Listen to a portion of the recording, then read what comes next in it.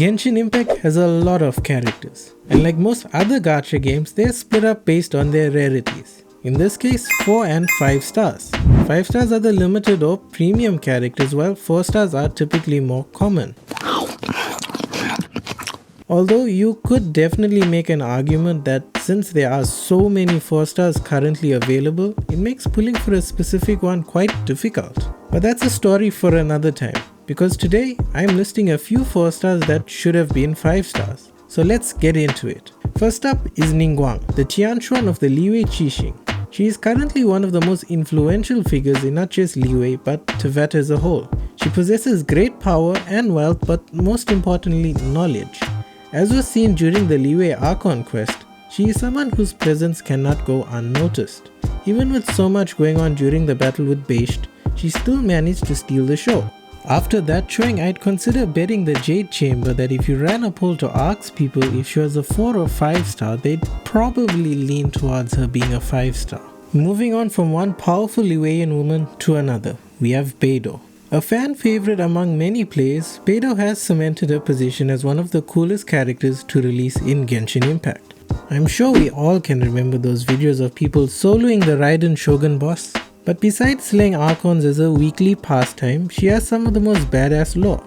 With the help of her crew members, Beidou fought 4 days without a vision and managed to slay the sea monster Haishan. It's stuff like this that probably earned her the title Uncrowned Lord of the Ocean and a spot on this list. For some time, Mondstadt has been the nation whose lore has intrigued me the most. It feels like there are many secrets and hidden stories just waiting to be uncovered.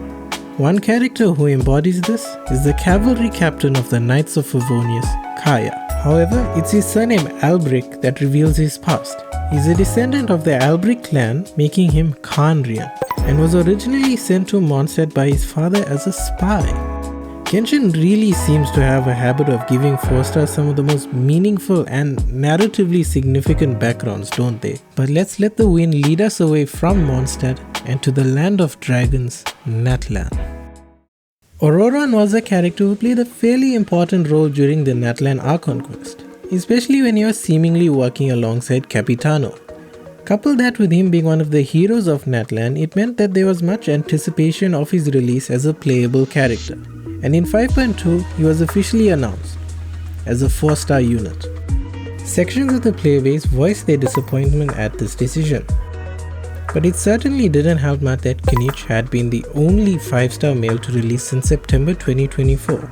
And if we're being completely honest, he wouldn't be the last Natlan character to release with some form of controversy in recent times.